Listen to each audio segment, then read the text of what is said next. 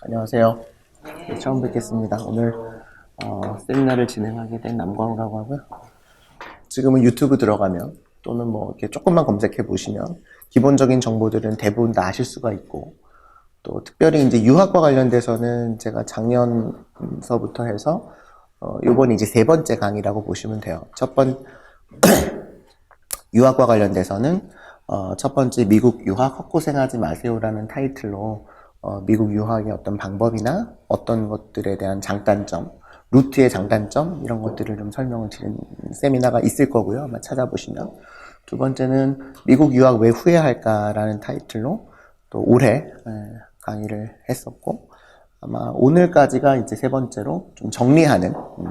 근데 이제 오늘 강의는 조금 어디에 포커스를 맞추려고 하냐면 미국을 유학을 하기 전에 지금 어떤 포인트들을 우리가 조금 눈여겨봐야 될 것인지, 특별히 우리가 미국에서 졸업하고 나서 취업을 하고자 한다면 유학을 할 때, 유학을 보내기 전에 학교나 뭐 전공이나 또 뭐 어떤 루트나 지역이나 이런 것들에 대해서 좀 선택을 할 때 어떤 부분들이 중요한지 최대한 그래도 이제 객관적인 자료들을 기초로 해서, 물론 어쩔 수 없이 제 주관적인 경험이나 견해도 들어가겠지만 좀 전달해 드리는, 그리고 제가 경험을 해보건데 어떻게 보면은 자녀분들이나 뭐 또 뭐 직접 유학을 가시는 분들도 계시겠지만 가기 전에 상당 부분이 결정이 되고, 그것들로 인해서 나중에는 바꿀 수가 없기 때문에, 갑자기 학교를 바꾼다든지 전공을 바꾸기가 어렵기 때문에 아무리 학생이 열심히 해도 결과적으로 취업이 안 되고 어떻게 보면 이제 후회를 하게 되는 경우들을 많이 봐서, 그러지 않기 위해서는 사전에 최소한 이런 것들을 좀 고민을 하시고 진행을 하시는 것이 좋겠다라는 내용으로, 그래서 어떻게 보면 미국 유학 전에 필수적으로 우리가 체크해야 될 사항들이 어떤 것인지를 오늘 1시간 남짓 설명을 드리려고 합니다. 자, 그래서 이제 우리가 유학의 형태인데, 이거는 제가 앞서 말씀을 드린 미국 유학 헛고생하지 마세요. 뭐 좀 타이틀이 자극적이긴 한데요.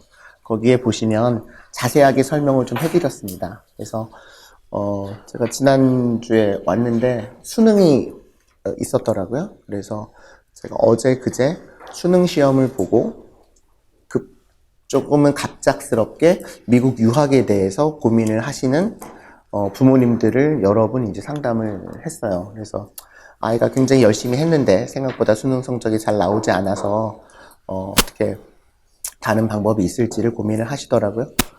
그래서 이런 방법들이 있죠. 뭐 다 아시겠지만, 근데 이제 조기 유학이나 정규 입학 같은 경우에는 지금 갑자기 준비를 해서 할 수 있는 부분은 아닐 거고요.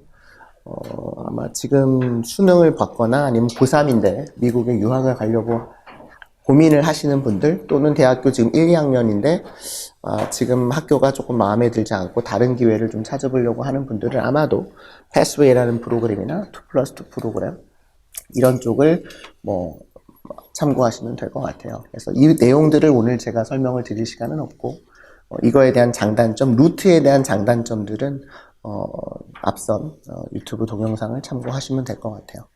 그래서 기본적으로는 어쨌든 지금 유학 준비가 전혀 안 돼 있으신 분들도 토플 점수, 토플 시험만 보면 어쨌든 미국으로 유학을 가실 수는 있으나, 그렇게 해서 좀 급작스럽게 가는 유학, 또는 뭐 이미 오랫동안 정기적으로 뭐 SAT도 보고 그렇게 해서 학교를 정하셨을지라도 뭔가 학교나 지역이나 전공 선택이 잘못됨으로 인해서 실패하겠다고 느껴지는 경우들을 굉장히 많이 봤기 때문에, 그래서 그런 어떤 부분들을 좀 조심하실지를 설명을 드리려고 합니다.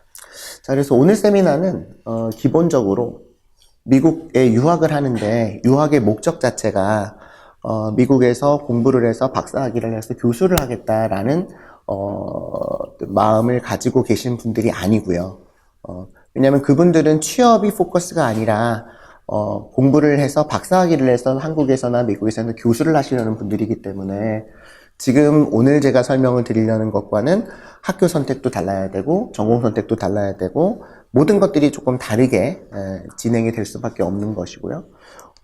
또 한국으로 돌아오려고 하는 분들도 계시죠.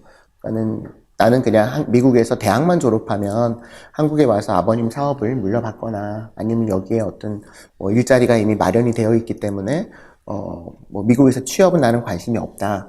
그런 분들에 해당하는 내용 또한 아닙니다.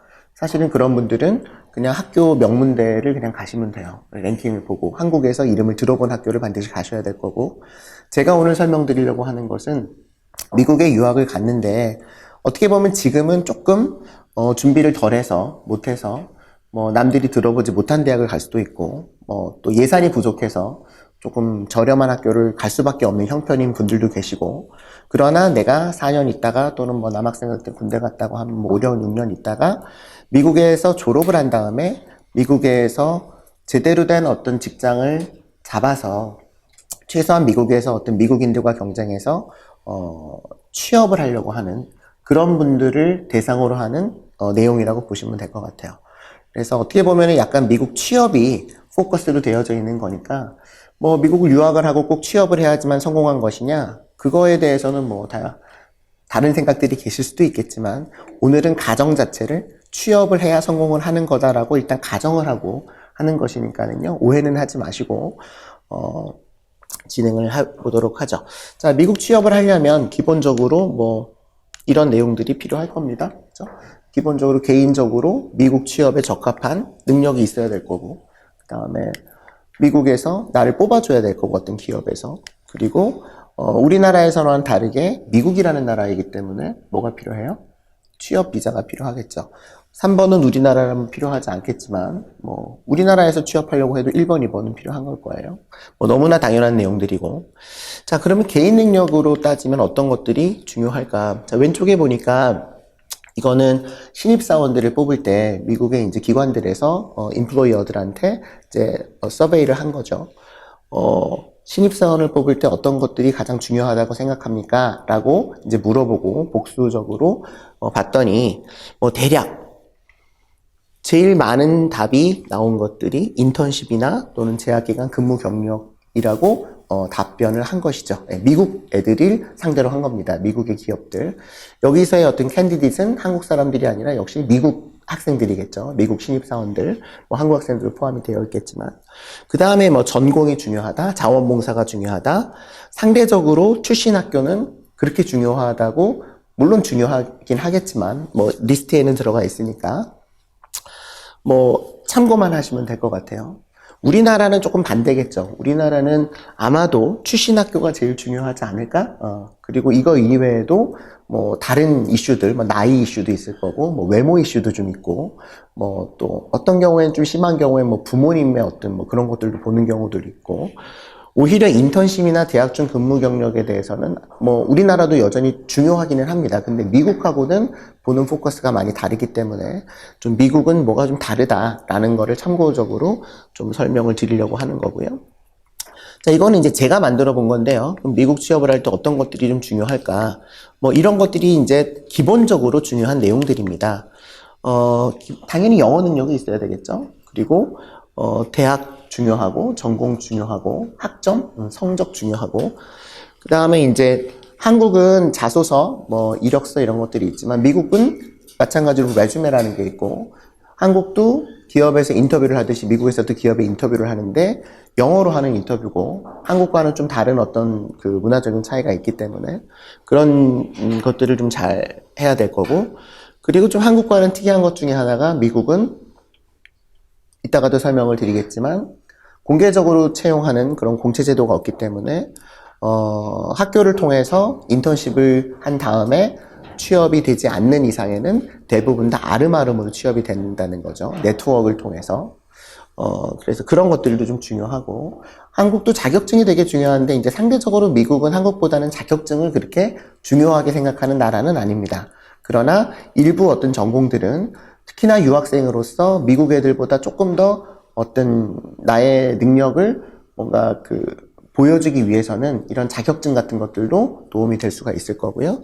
그 다음에 역시 가장 중요한 것은 저도 경력이고, 다시 말하면 인턴십이죠. 이 중에서 가장 중요한 거를 뽑으라고 하면은 역시 경험적으로 봤을 때 유학생들이 미국에서 취업할 때 중요한 것은 인턴십입니다. 경력이에요. 물론 다 중요합니다. 근데 우리가 생각하는 것만큼 영어 능력이 1등은 아니라는 거예요. 영어 능력도 중요하긴 하지만, 그리고 대학도 중요하긴 하지만 대학이 곧 취업으로 연결되진 않는다라는 거죠. 오히려 대학보다 중요한 것은 전공이고, 뭐 비자 때문에도 그렇고, 또 전공만큼 중요한 것은 내가 공부하는 지역도 굉장히 중요합니다. 내가 어느 지역에서 지금 대학을 다니고 있고, 뭐 이런 것들을 그냥 참고적으로 알고 계시면 되겠고요. 사실 이런 내용들도 뭐 유튜브를 한번 찾아보시면 굉장히 자세하게 설명해 놓은 것들이 있으니까 참고하시면 될 것 같습니다. 앞에서 말씀드렸듯이 오늘은 유학을 하기 전에 어떤 것들을 고려해야 될 거냐라는 것이기 때문에 이런 정도만 하고 오늘은 넘어가고요. 자, 기업 매칭 같은 경우에는 미국은 말씀드렸듯이 공개 채용이라는 제도가 없어요. 그러니까 한국은 공채가 뭔지는 아시죠? 네, 공개 채용이라는 거는 날짜를 정해서 언제부터 언제까지 원서를 받겠다. 공개적으로 신입사원을 모집을 하는 거죠. 그러니까 우리나라에서는 어느 대학을 다니건 취업 준비가 되어 있건 안 되어 있건 어쨌든 이런 공채를 통해서 원서를 내볼 수가 있고 어쨌든 내볼 수는 있는 거죠. 원서가 떨어져서 문제지 서류 심사에서 탈락을 해서 그렇지 일단은 내가 어디다 서류를 낼지를 알고는 있어요. 심지어 뭐 인터넷에서 계속 올라오고 학교에서도 공고가 뜨고 하니까. 근데 문제는 뭐냐면 미국은 이런 공개 채용이라는 게 없기 때문에 4학년 학생들이 가장 당황하는 것 중에 하나가 교수님 어디다가 원서를 내야 될지를 모르겠어요 라는 말을 많이 듣습니다. 우리나라는 어디다가 원서를 내야 될지를 모르겠어요 라고 물어보는 것 자체가 성립이 안 되죠. 예. 근데 미국에서 유학한 학생들은 어디다가 레주메를 어떻게 내야 될지를 모르는 것부터가 문제가 생기는 거죠. 시스템이 다르기 때문에.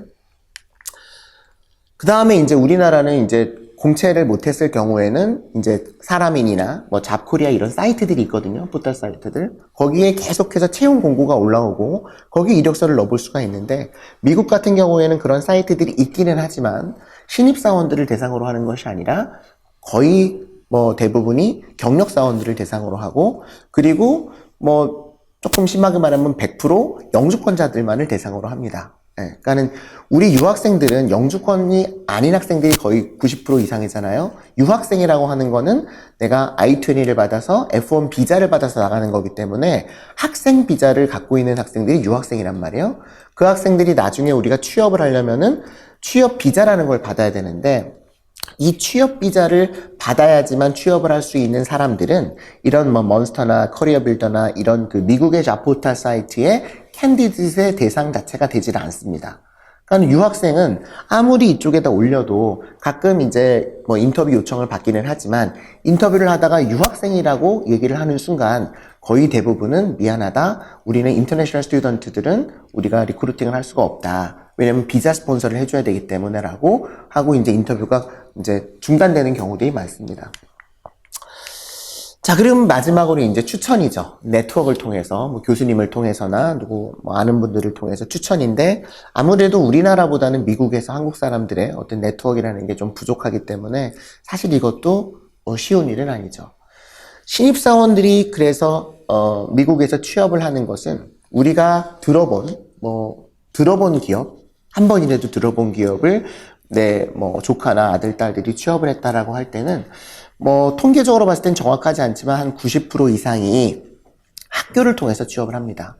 학교를 통해서 취업한다라는 건 뭐냐면 미국에서는 각 기업들마다 어떤 잡을 갖고 있냐면 어떤 직원들을 데리고 있냐면 캠퍼스 리크루터라고 하는 사람들이 있어요. 그 구글도 있고 나이키도 있고 그 사람들이 하는 일이 뭐냐면 좋은 대학을 돌아다니면서 미리 대학교 3학년 학생들을 대상으로 미리 학생들하고 인터뷰를 해보는 겁니다. 그리고 그 학생들을 3학년 2학기가 끝난 여름방학 때 우리 회사로 불러서 3개월 정도 인턴을 해보는 거예요. 그리고 그 인턴십을 통해서 뭔가 우리 회사랑 잘 맞을 것 같다고 하는 학생들한테 졸업하기 전에 미리 풀타임 오퍼를 주는 거죠. 또 졸업하고 나면 우리 회사로 와라. 그게 미국의 신입사원들이 채용하는 90% 가까운 루트라고 생각하시면 돼요. 그러니까는 공채나 뭐 이런 웹사이트나 추천을 통해서가 아니라 대부분 어떻게 취업이 된다? 학교를 통해서, 그걸 우리가 이제 이따가도 보시겠지만 OCR이라는 거를 통해서라고 On Campus Recruiting입니다. 그러니까 학교에서 학교로 오는 기업들의 잡페어가 있을 때 그 잡페어에 내가 참석을 해서 레주메를 내고 그 기업과 3학년일 때 인터뷰를 하는 거예요. 그 인터뷰는 정규 취업의 인터뷰가 아니라 어떤 인터뷰냐면 인턴십을 위한 인터뷰인 거죠.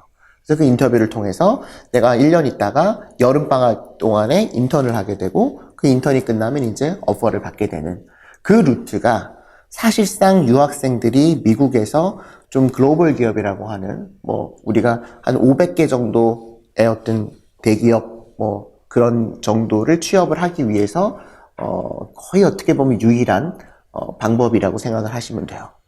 그래서 우리가 유학을 결정할 때, 유학을 할 때는 학교를 선택할 때도 그거를 고려를 하셔야 되는 거죠.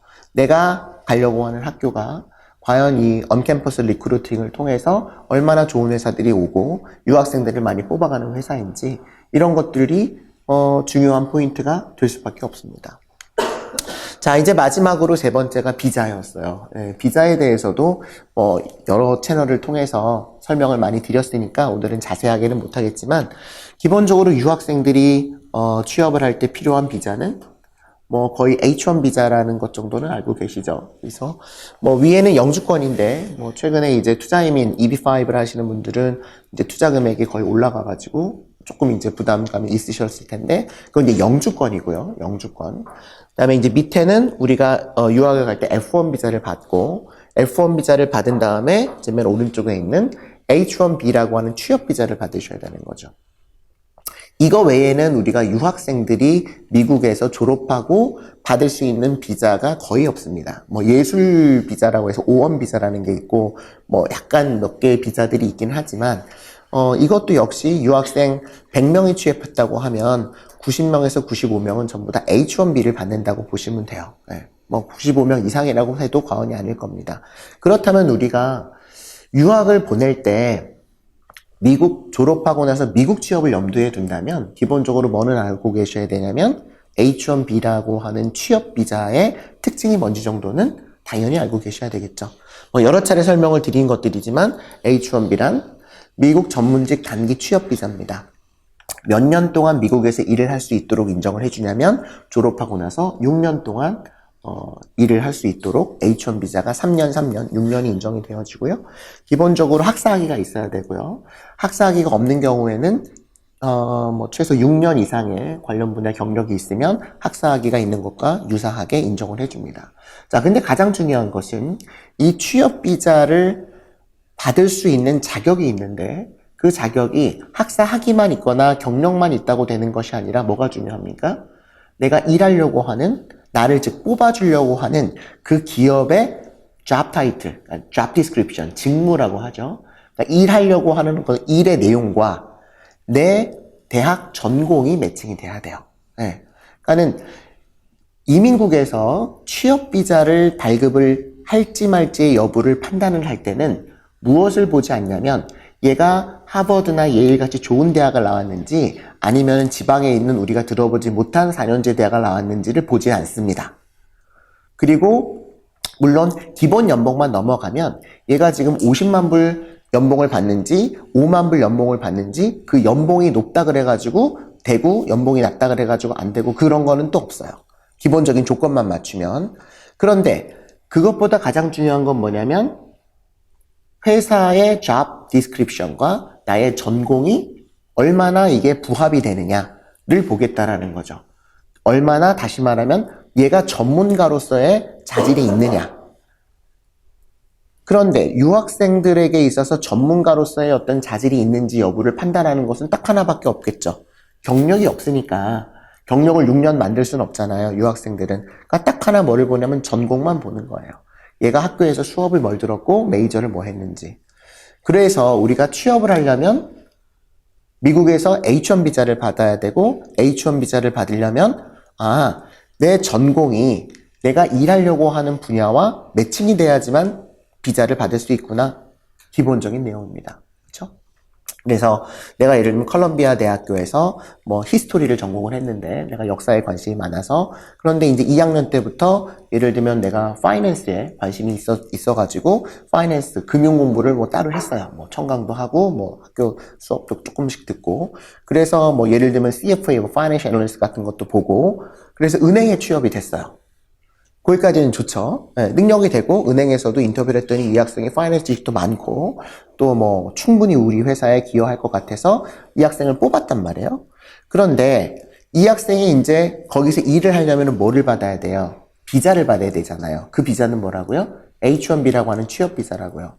그러면 취업 비자를 볼 때 뭘 본다고요? 이 은행에서 일하려고 하는 얘의 뱅커로서의 어떤 잡 타이틀과 잡 디스크립션과 얘의 뭐를 봐요? 전공을 봐요. 근데 전공이 하버드에서 히스토리를 했단 말이에요. 역사학을 했단 말이에요. 역사하고 은행 업무하고 매칭이 될까요? 안 돼요. 아무리 유능한 변호사를 써도 이 역사를 공부했기 때문에 얘는 은행 전문가다 라고 만들 수가 없습니다. 그렇기 때문에 HR에서는 설령 얘를 뽑았을지도 모르지만 리걸에서 넘어가면 얘는 바로 더 이상 일을 할 수 없게 됩니다. 뭐가 중요해요? 전공이 중요하다는 거죠. 얘가 어디 이름 모를 시골에서 경영학만 했으면 그 정도 능력이면 역시 아무 문제가 없었을 텐데 얘가 역사학을 했기 때문에 이미 취업이 됐음에도 불구하고 비자가 안 나와서 그 회사를 다닐 수가 없게 되어진다는 얘기예요.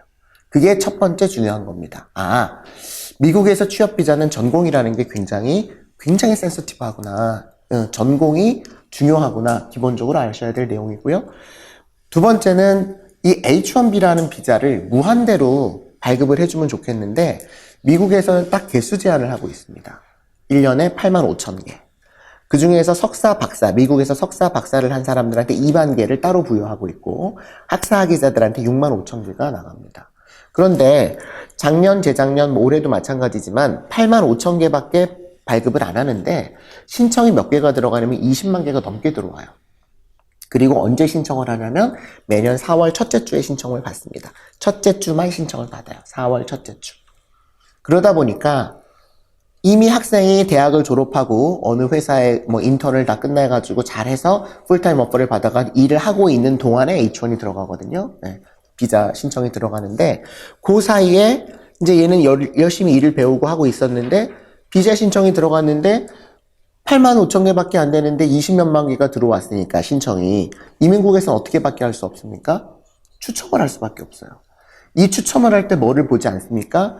얘가 어느 대학을 나왔는지 얘가 지금 무슨 뭐 50만 불 연봉을 받는지 5만 불 연봉 이런 거를 전혀 보지 않습니다. 추첨을 할 때는 원칙적으로 어떻게 생각하시면 되냐면 기본적으로 우리가 이민국에다가 패키지를 만들어서 봉투채로 보내는데요. 그 봉투를 열어보지 않는 상태로 추첨을 한다고 생각하시면 됩니다.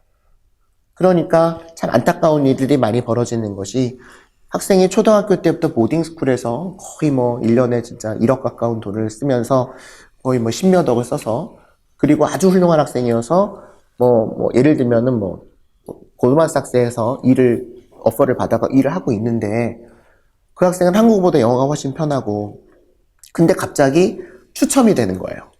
그래서 추첨해서 떨어져요. H1B가. 그러면 거의 이제 얼마 못 가서 해고가 돼가집니다. OPT 기간이 남아있어도. 네. 그래서 H1B는 또 이 쿼터라는 게 있구나. 이 쿼터가 있어서 숫자의 제한이 있구나. 이것도 알아두셔야 될 내용이에요. 그러나 이거는 우리가 어떻게 할 수 있는 내용이 아닙니다. 정부에서 해야 될 내용인 거죠. 뭐 찾아보시면 아시겠지만 이미 지나간 얘기지만 2010년대 그때만 해도 이제 FTA를 해서 우리가 우리나라 쿼터로 따로 뭐 15,000개를 받는다라고 뭐 잠정적으로 발표를 했었으나 뭐 여러 가지 사유로 그게 무산됐어요. 그래서 호주나 칠레나 이런 나라들은 별도의 쿼터를 갖고 있습니다. 그러니까 85,000개에서 걔네 거는 따로. 근데 이제 우리나라의 H1B를 받는 연간 개수가 3,000개, 4,000개 정도밖에 안 돼요. 그러니까 우리가 15,000개를 받았으면 4월 1일 날 넣을 필요도 없고 5월 달에 넣어도 되고 6월 달에 넣어도 되고 추첨할 필요도 없고 굉장히 좋아지는 거죠. 그러나 이미 이거는 이제 논의의 대상이 돼서 하버드에서 로스쿨을 했건 뭐 어디서 뭐 예를 들면 뭐 유펜에서 MBA를 했건 뭐 아니면 뭐 NYU에서 정치학을 했건 어쨌든 H1B를 받으려면 추첨을 해야 됩니다. 네. 안타까운 일이죠. 그래도 3명 중에 1명은 되는 거니까. 그래서 추첨해서 떨어지면 어떻게 하나요? 그래서 보통 다시 대학원을 갑니다. 신분 유지를 해야 되니까. 그리고 또 내년에 다시 그 회사에서 비자를 해주면 들어가는 거죠. 자, 그래서 이런 내용들에 대해서도 역시 충분히 설명을 해놓은 영상들이 있고요. 지금 제가 말씀을 드린 거는 영리 기업들입니다. 그러니까 profit 컴퍼니들. 그런데 이제 비영리 기관들도 많이 있잖아요. 맨하탄에도 이제 non-for-profit, 그러니까 영리를 추구하지 않는, 그래서 이제 주주들이 배당을 받는 것이 아니라 그런 회사들 같은 경우, 예를 들면 병원, 비영리 병원, 학교, 이런 데들 있겠죠? 그런 데들은 이 H-1B 85,000원의 쿼러에 적용을 받지 않습니다. 그래서 그런 쪽도 생각해 보실 필요가 있어요. 그러니까 내가 교수를 한다. 그러면 조금 얘기가 달라질 수가 있는 거죠. 내가 교수로서 학교에서 취업비자를 받을 때는 85,000개와 상관없기 때문에 내가 아무 때나 신청을 받을 수도 있습니다. 그런데 이제 지금 제가 설명을 드리는 거는 처음에도 말씀을 드렸지만 대학교를 막 졸업한 유학생들을 대상으로 하는 거니까 사실상 유학생들은 거의 다 이 85,000개에 들어갈 수밖에 없다라고 알고 계시면 될 것 같아요. 자, 이거는 이제 각 나라별로 어떤 나라들이 85,000개라고 하는 취업 비자를 가져가는지를 나타내는 표인데요. 왼쪽은 유학생 비율이에요. 아시겠지만 요즘은 중국 학생들이 굉장히 많이 유학을 옵니다. 여전히 많이 지금 미국, 중국 간에 마찰이 있어서 지금 중국에서 학생 비자가 발급이 거덜되는 레이트이 많이 올라갔음에도 불구하고 중국 학생들이 많이 오고 있거든요. 한국 학생들도 전체의 한 5% 정도 된다고 해요. 그러니까 유학생 100명 중에 한 5명은 여전히 한국 유학생이다라고 보시면 될 텐데, 오른쪽에 가보니까는 오른쪽은 뭐냐면 지금 제가 설명을 드린 취업 비자, H-1B라고 하는 비자를 가져가는 나라의 순위입니다. 인디아가 어딘지 아시죠? 인도예요. 인도라는 나라에서 총 취업 비자의 75.6%를 작년에 가져갔습니다. 7.5%가 아니라 75.6%인 거죠. 그러니까 85,000개라고 하면 몇 개를 가져가냐면 걔네가 6만 몇천 개를 가져가 버리는 거예요. 그럼 나머지 2만 개 정도 가지고서 이제 온 세계, 캐나다, 파리, 프랑스, 한국, 중국, 일본 이런 애들이 전부 다 붙어가지고 거기서 이제 하고 있는 거죠. 되게 놀랍죠. 저도 잘 몰랐어요. 근데 인도가 많이 가져가더라고. 그 이유는 이제 여러 가지가 있는데, 반면에 한국은 1% 정도밖에 안 됩니다. 물론 유학생들이 전부 다 H1을 하는 것은 아닐 거예요. 다른 미국에서 살던 분들도 H1을 하기 때문에 정말 작은 수밖에 안 되는 거죠. 정말 작은 수밖에 안 됩니다. 그러니까는 H-1B를 들어가지도 못하고, 다시 말하면 취업이 안 되고, 그리고 취업이 됐어도 또 추첨해서 떨어지는 경우들까지 한다면, 진짜 유학생들 100명 중에, 제가 정확한 통계는 아니지만, 지난 여러 자료들을 보니까, 한 5명에서 10명 사이만 취업을 하고, 나머지 90명에서 95명은 그냥 한국으로 돌아가는 그런 정도의 어떤 그 분포라고 보시면은, 대충 맞을 것 같아요. 근데 제가 이제 미국에서 경험한 바로는, 이 학생들이 능력이 부족해서 취업이 되지 않는 경우보다는, 그리고 이 유학생들이 공부를 열심히 안 해서 취업이 안 된다기보다는, 영어를 잘 못해서 취업이 안 된다기보다는, 왜 취업이 안 되느냐를 보면, 처음에 유학을 올 때, 유학의 어떤 루트가 잘못되어 있는 경우들이 굉장히 많고요.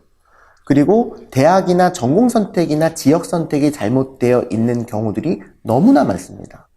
그래서 사실은 이게 대학교 3학년, 4학년들의 학생이 와서 이것도 해보고 저것도 해보고 여러 방면으로 도와주려고 하지만 한계가 있는 거죠. 왜냐하면 이 학생의 전공을 바꿀 수는 없단 말이에요. 그리고 이 학생의 갑자기 지역을 바꿀 수가 없어요. 그러니까 결국은 우리가 할 수 있는 것은 뭐냐면 이 학생의 개인 능력을 조금 올려주는 거죠. 그리고 기업 매칭을 조금 더 원활하게 해주는 것 이외에는 사실상 해줄 수 있는 것들이 많지 않더라는 거예요. 그래서 가장 큰 문제는 유학하기 전에 이게 잘못됐구나. 잘못됐다기보다는 뭔가 이 유학을 할 때 4년 후를 생각하지 않고 취업을 염두에 두지 않고 그냥 좋은 학교, 뭐 아니면 랭킹이 높은 학교를 들어가는 거를 목표로 잡은 경우들이 많고, 유학을 시작하기 전에 전공이나 어떤 취업에 대해서 고민을 많이 못했구나. 그래서 최소한 이런 것들은 고민을 하셔야 된다라는 내용을 전달해 드리고 싶은 겁니다. 자, H1B 신청 순위. 이거를 보면 우리가 뭐를 좀 알 수가 있냐면, 자, 왼쪽에 있는 게 occupation이니까 뭐예요? 직업, 그쵸? 직종 뭐 이런 거예요. 그러니까 아까 제가 말한 job description 있잖아요. 그러니까는 어떤 일을 하는지를 보여주는 것들입니다. 이 표를 보면은 대략 어떻게 우리가 알 수 있냐면, 아, 이런 직업들이 미국에서 외국 사람들이 H1B를 받는, 그러니까 H1B는 외국 사람들만 받는 거니까 외국 사람들에게 그래도 많이 포지션이 열려있는 분야구나 라는 정도는 유추해낼 수가 있겠죠. 자, 뭐 읽어드리지 않겠지만 1번서부터 랭킹 1위서부터 6위까지가 또 7위까지가 거의 대부분이 컴퓨터와 관련된 잡이에요. IT 포지션입니다. IT 포지션. 그리고 7등, 8등. 7등이 매니지먼트 애널리스트, 8등이 어카운턴트 어디터인데 경영 회계 이쪽이죠. 예. 그리고 또 뭐 엔지니어 조금 있고요. 그러니까는 사실상 외국인들이 취업 비자를 받을 수 있는 포지션 자체가 굉장히 한정이 되어 있다는 거죠. 굉장히 한정이 되어 있습니다. 물론 이게 한 20, 30등까지 있는데요. 한국 사람들이 그래도 조금 할 수 있는 거가 뭐가 또 있냐면 디자인 조금 있고요. 그러니까 웹 디자인 뭐 이런 거. 그 다음에 건축, 아키텍이 조금 있고요. 뭐 예전에는 좀 활발했는데 지금은 좀 떨어지면 간호학 이런 간호사 이런 게 조금 있고요. 그러니까 별로 없어요. 한국 같으면은 뭐 영업, 인사, 뭐 홍보, 뭐 마케팅 이런 게 다 우리가 들어갈 수 있는 잡인데 미국에서는 그런 아큐페이션은 외국 사람들을 잘 안 뽑는다라는 얘기죠. 거의 안 뽑습니다. 자, 물론 여기서 아까 인도가 70%를 차지하고 그쵸? 그 다음에 우리나라는 뭐 1%밖에 못 간다고 했는데 아, 그러면 우리가 전부 다 IT를 하면 다 취업이 잘 될까? 그렇진 또 않습니다. 자, 놀라운 사실은요. 왜 1등서부터 7등까지가 다 IT인데 이거를 다 인도가 가져가느냐? 저도 몰랐지만 인도는요. 첫 번째 우리가 알고 있듯이 영어가 공용어고 그리고 인도에서는 IT 교육을 엄청나게 시킵니다. 그래서 뭐가 일단 되어 있냐면 개인 능력은 되어 있는 거예요. 그리고 인도에서 미리 미국 거를 받아다가 일을 하고 온 애들이 굉장히 많습니다. 근데 그것보다 훨씬 더 중요한 팩터는 뭐냐면요. 인도에는 IT 아웃소싱 하는 회사가 이거를 싹 다 가져갑니다. 미국에 있는 인도 IT 아웃소싱 회사가 뭐 들어보셨는지 모르면 코그니던트 10만 개 가져갑니다. 걔네가 인포시스 2만 5천 개 가져가요. 타타가 한 만 몇천 개 가져갑니다. 그러니까는 구글에서 몇 개가 되냐면 3천 개 H1 나가거든요. 구글 제일 많아요. 구글이. 그런데 구글 뭐 아마존 한 2천 개 되는데 걔네들의 10배가 넘는 거를 인도 사람이 오너를 하고 운영하고 있는 IT 아웃소싱 회사, 다시 말하면 이제 이런 저희와 비슷한 그런 에이전트 같은 거죠. 헤드헌팅 회사, 뭐 좀 똑같진 않지만 그런 회사에서 인도에 있는 인도 사람들을 자기네 회사로 데리고 와서 다 파견을 보내버립니다. 그 숫자가 거의 10만 개, 뭐 5만 개, 3만 개 이러니까 비교가 안 되는 거죠. 그래서 IT를 다 인도가 가져가는 이유라고 보셔도 과언은 아닙니다. 물론 인도 유학생들도 똑똑하기 때문에 스템 전공인 인도 유학생들이 취업이 되는 경우도 아주 많지만 그것보다 거의 한 5배, 10배의 숫자는 인도에서 직접 데려다가 그리고 인도 기업에서 직접 채용을 해서 거기서 IT 회사들로 뿌리는 거죠.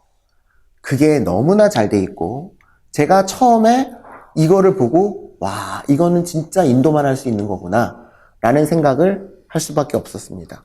우리나라 기업이 이런 기업이 있을까요? 한두 개 있어요. 아주 조그만 회사. 뭐 대기업에 임원으로 계셨던 분께서 뭐 차린 조그만 IT 아웃소싱 회사. 1년에 뭐 제가 뭐 정확하진 않지만 한 100명 맥시멈. 그것도 다 로컬에 있는 한국 사람들. 그러니까 이 회사에서 저희 회사를 옮겨주는 거죠. 규모가 저쪽은 10만 개인데 우리는 100개 하고 있는 거죠. 그러니 이게 규모가 다르고 참 어려워요. 그러니까 IT로 들어가기가 되게 어렵다라는 얘기죠. 쉽지가 않아요. 네. 인도에서는 경력자들이 와버리니까. 우리는 근데 유학생이 신입이 들어가야 되잖아요. 그러니까는 이게 참 어려움이 있어요. 그 다음에 이제 있는 게 매니지먼트 애널리스트나 어카운팅 어디터. 그러니까는 이제 회계, 뭐 경영 분석 이런 거죠.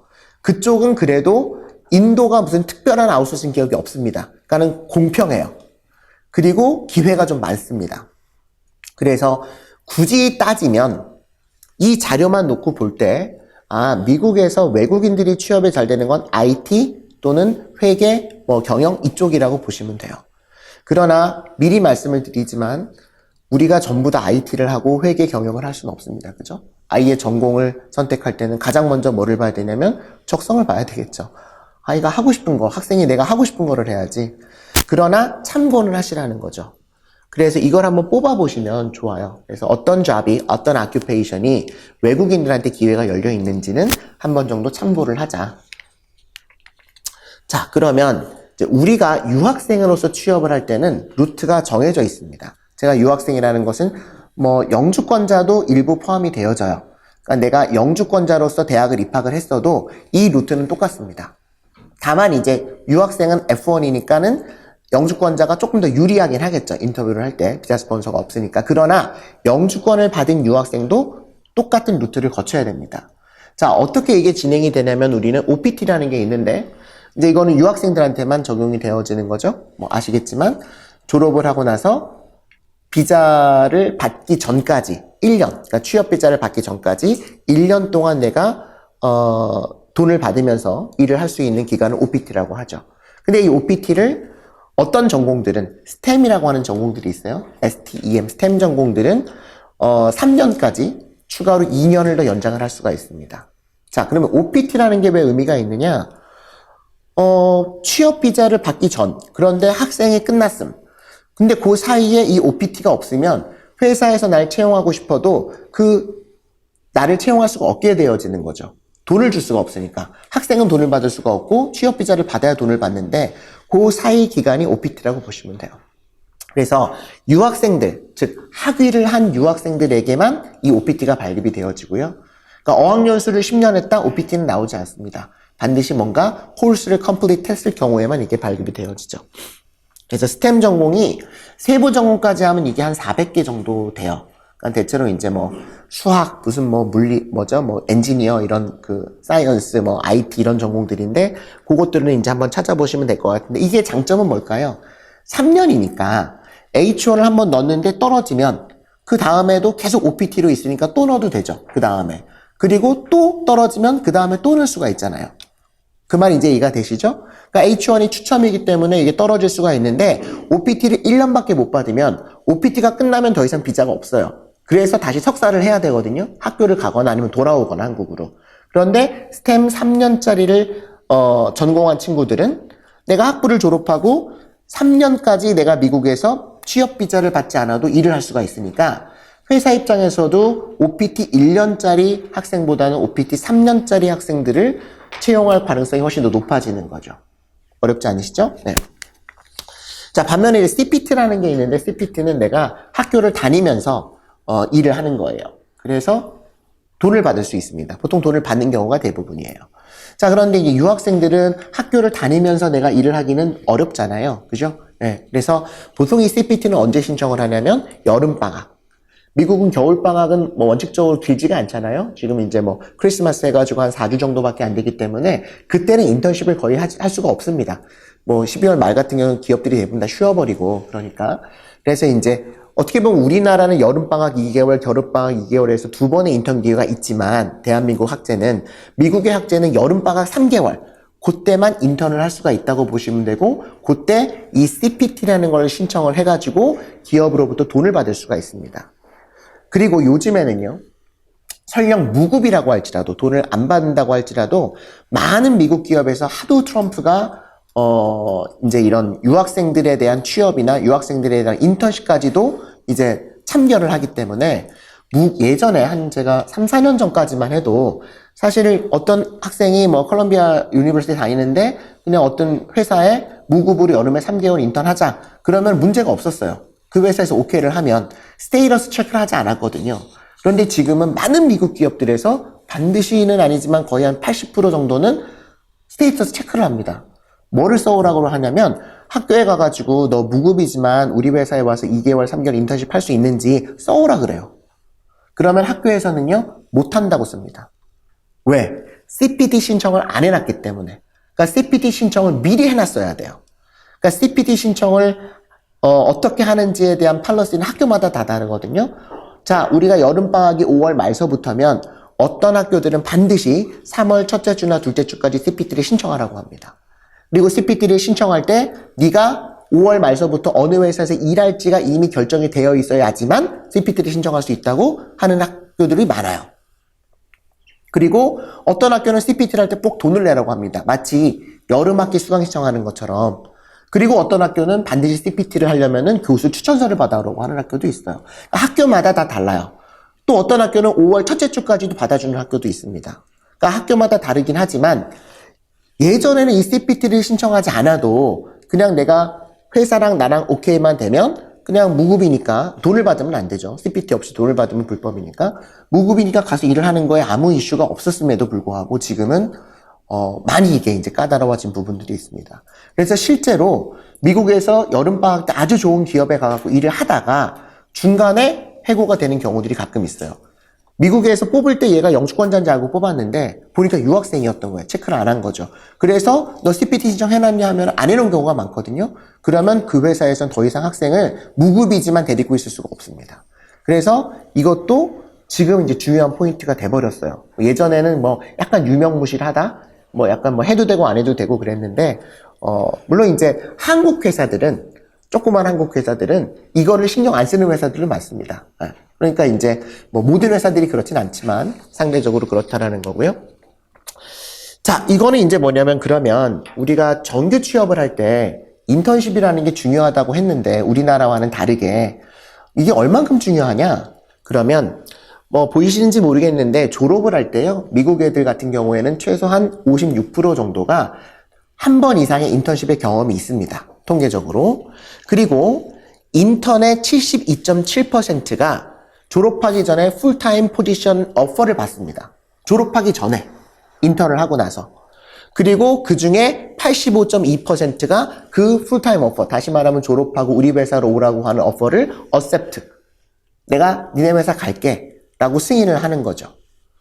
통계적으로 보면 내가 여름방학 때 인턴십을 해서 그게 풀타임으로 바뀌어져서 졸업하기 전에 인턴 후 취업이 결정되는 퍼센티지가 60%가 넘는다는 거예요.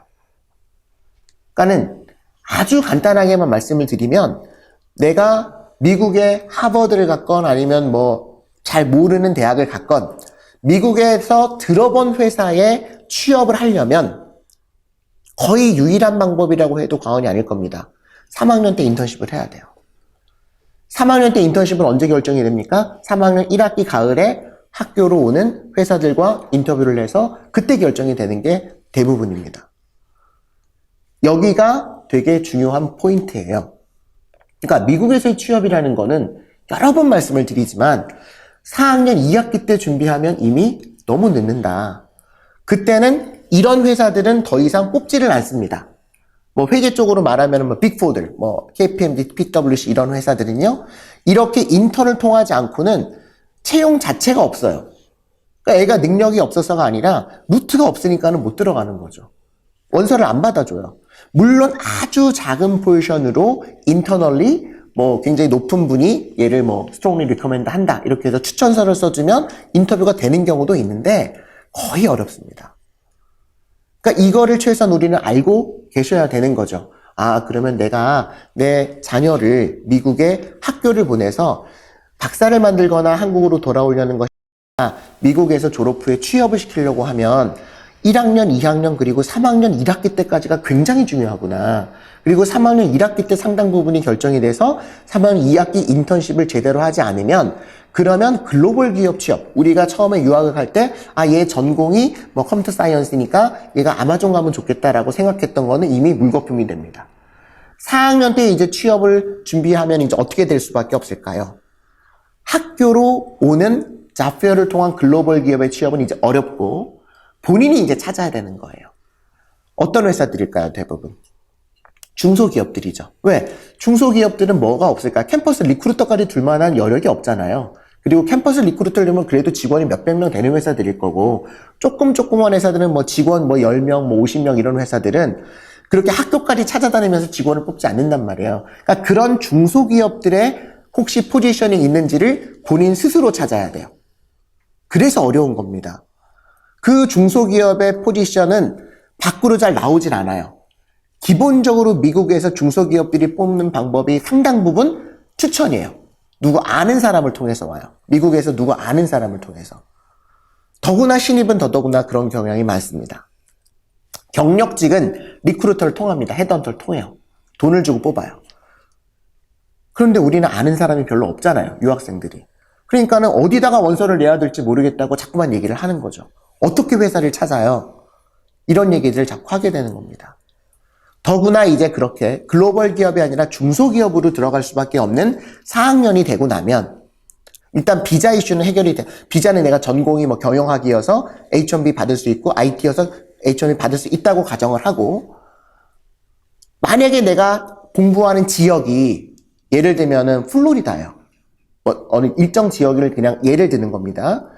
플로리다에도 굉장히 큰 기업들이 많이 있을 겁니다. 그래서 플로리다에서 큰 기업이 와서, 예를 들면 뭐 구글 플로리다 지점에 와가지고 뽑아갈 수는 있어요. 근데 그렇게 학교의 OCR을 통해서 대기업, 큰 글로벌 기업의 어떤 인턴을 통한 풀타임 오퍼를 받지 못한 경우에는 내가 공부하는 지역 주변에 중소기업이 없을 가능성이 높아요. 그러면 취업이 거의 불가능해져 버립니다.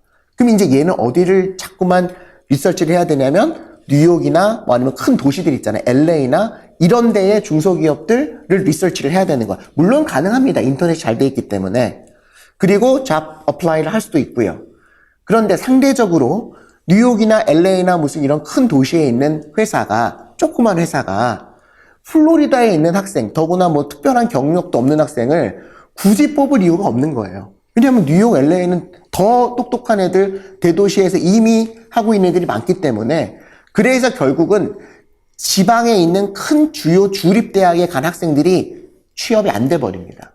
랭킹은 30위, 40위, 뭐 20위 이런 대학을 갔는데 그 학교가 나쁘다는 게 아니에요. 그 학교는 굉장히 좋은 학교이지만 이 학생들이 그 학교로 오는 대기업을 통한 OCR을, 캠퍼스 리크루터를 통한 OCR에 제대로 들어가서 그쪽에서 자리를 못 잡으면 결국은 조그만 회사들을 주변에 찾아봐야 되는데 그런 회사가 주변에 없는 경우가 대부분이라는 거죠. 그래서 취업을 포기합니다. 그리고 뉴욕으로 원서를 막 내봐요. 근데 인플로이어의 입장에서도 지금 플로리다에 있는 애를 아직 내가 채용할지도 모르겠는데, 물론 스카이프 인터뷰를 하기는 하지만 이제 뭐 마지막 인터뷰 하려고 하는데 막 비행기 표를 일부러 내가 대주면서까지 오려고 하는 경우도 별로 없고, 또 본인이 온다 그래도 좀 부담스러운 경우들이 많잖아요. 예. 내가 이게 채용을 안 할 가능성도 있는데, 그러니까는 아무튼 이게 뭔가 단점이 많은 거죠. 예. 그 학생의 잘못입니까? 그 학생의 잘못이 아니에요. 학점 보면 엄청 공부 열심히 했고요.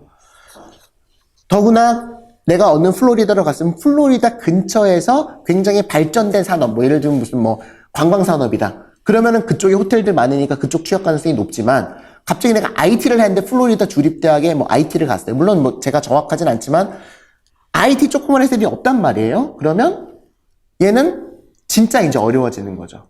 그래서 뭐가 중요하냐면 이제 지역 선택이 굉장히 중요해집니다. 내가 전공을 정하려고 할 때 내 전공과 관련된 분야의 회사들이 내가 가려고 하는 학교 주변에 얼마나 많이 있는지를 최소한은 체크를 해보셔야 된다는 얘기예요. 그런 내용들을 조금 더 설명을 드리려고 합니다. 자, 그래서 이제 정리를 해보면 미국 유학의 기본 루트는 이렇게 돼요. 그쵸? F1 비자를 받아서 나갔어요. CPT는 뭐라고요? 2학년이나 3학년 여름방학 때 내가 미국의 어떤 회사에 가서 인턴십을 해보는 거죠. 그리고 졸업하고 나면은 1년이나 또는 3년까지 OPT를 받을 수가 있고, 그 OPT라는 거는 스템 전공은 2년 연장해서 3년까지 받을 수가 있다. 자, OPT 1년이 유리하냐 3년이 유리하냐, 그냥 단답식으로 물어보면 뭐가 유리합니까? 3년이 유리하죠. 네, 3년이 유리합니다. 그리고 나면은 이제 H1B를 받아서 최대 6년까지 일할 수가 있고, H1B 기간 동안에 보통 영주권이 들어갑니다. 네.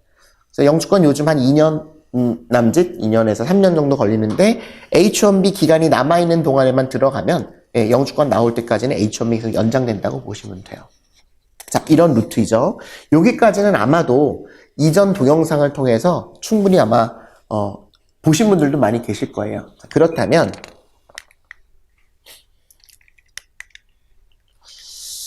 미국 취업에 왜 실패할까? 한 3가지 정도를 말씀드리려고 하는데, 오늘 어떻게 보면 강의의 핵심입니다. 처음에 유학을 선택할 때 졸업 후보다는 일단 입학 중심으로 대학을 선택하는 게 굉장히 큰 어떤 문제점이 있다고 저는 봐요. 보통 학교를 정할 때 어떻게 정합니까? 유학원에 가시죠? 유학원에 가셔서 이렇게 우리 학생이 요번에 수능은 몇 등급 받았고 학교 성적은 어떻고 또는 뭐 영어는 지금 아직 토플 본 적이 없고 한데 어떻게 가면 좋겠습니까? 하면 이제 아마 유학원이든 어떤 뭐 미국에 계시는 지인분이고 어떤 것을 통하든지 간에 이런 대학들 괜찮은 것 같아라고 대학 리스트를 줍니다. 그죠? 네. 대학 리스트를 줄 때 패스웨이 프로그램이 있을 거고 뭐 또 아까 처음에 말씀드린 뭐 커뮤니티 카드를 통해서 트랜스퍼하는 프로그램도 있을 거고 사실상 이 2가지밖에 없는 것 같아요. 이제 지금 이제 급하게 유학을 하려는 분들 같은 경우에는 그러면 대학 랭킹을 많이 말씀들을 하세요. 이 대학은 한 20위권이고 이 대학은 한 50위권이고 뭐 그래서 이 대학이 얼마나 좋은지를 많이 말씀들을 하십니다. 그래서 우리 학생이 50위권 대학에 갔다, 뭐 인디애나에 갔다, 뭐 아니면 뭐 미네소타에 갔다, 오하이오에 갔다, 뭐 이런 주립 대학들이 굉장히 큰 대학들이 많고 이런 대학들에서 그런 프로그램들을 많이 합니다. 그래서 1년 정도 그 대학과 제휴가 되어 있는 어떤 어학원에 가서 어학연수를 하고 그리고 2학년으로 들어가는 프로그램들이 있고요. 그리고 전공에 대해서는 혹시 학생이 꼭 하고 싶은 전공이 있습니까? 라고 하면은 대부분 없다고 하고 그리고 괜찮습니다. 전공은 가셔서 정하셔도 되고 전공을 바꾸는 것이 좀 편하기 때문에 대략 뭐 이 정도만 하고 가라는 취지의 말씀들을 하시는 경우들이 있는 것 같아요. 근데요. 자, 제가 지금 말씀을 드리려고 하는 것을 좀 잘 염두에 두시면 좋겠는 게 아까도 말씀을 드렸지만 학생이 전공을 뭐를 하느냐에 따라서 내가 H1B를 받아야 되고 H1B를 받으려면은 취업비자의 전공과 직무와 내 전공이 매칭이 돼야 되고 그러면은 그 직무가 많이 있는 회사들을 찾아야 되고 그 회사들이 많이 분포가 되어 있는 지역으로 가야 된다는 거죠. 아주 쉽게 예를 들어보면 내가 H1B가 가장 많이 나오는 직종이 occupation, 약간 컴퓨터 사이언스 쪽이었잖아요. 그럼 내가 컴퓨터 사이언스 취업 비자가 잘 돼. 그리고 컴퓨터 사이언스 스템 전공이야. 3년 OPT 나와. 그러면 그냥 다 무시하고 아들, 딸의 뭐 취향 다 무시하고 내가 그러면 얘는 무조건 컴퓨터 사이언스를 가야 되겠다. 얘는 취업을 시켜야 되겠으니까 뭐 가정을 해보죠. 그런데 리스트를 쫙 봐요. 그런데 뭐 예를 들면 그냥 예입니다. 그러니까 어느 특정 대학을 제가 뭐 이렇게 하는 건 아니니까 오하이오 대학을 간다. 좋은 대학입니다. 네. 그런데요. 랭킹으로는 굉장히 좋은데 그 지변 지역에 컴퓨터 사이언스와 관련된 기업들이 얼마나 많은지를 보셔야 되고요. 그리고 그 주립대학에 컴퓨터 사이언스와 관련된 직무를 가지고 있는 얼마나 좋은 글로벌 기업들이 오는지를 봐야 돼요. 그렇죠? 그리고 또 봐야 될 것은 그 대학에 컴퓨터 사이언스 전공이 얼마나 잘 되어 있는지를 보셔야 돼요. 심지어 내가 검사를 하려고 하는데 전공이 없는 대학을 가는 경우도 있어요. 나중에 학생이 이거 하려고 보니까 이게 잘 없어요. 그런 전공이. 잘 안 되어 있는 거예요. 아예 없진 않지만. 그러니까는 학교를 먼저 정하시는 것이 아니라 제가 볼 때는 물론 100%는 아니지만 학생과 상의를 해서 너 나중에 어떤 걸 하면 좋을까? 먼저 뭘 할지 직무를 정하시는 게 더 좋은 것 같아요. 물론 그대로 되진 않습니다. 그러면 내가 뭐 경영학을 할지, 뭐 아니면 뭐 IT를 할지, 아니면 무슨 건축을 할지, 아니면 엔지니어를 할지, 바이오를 할지, 이거를 정하셔야 돼요. 대략이라도.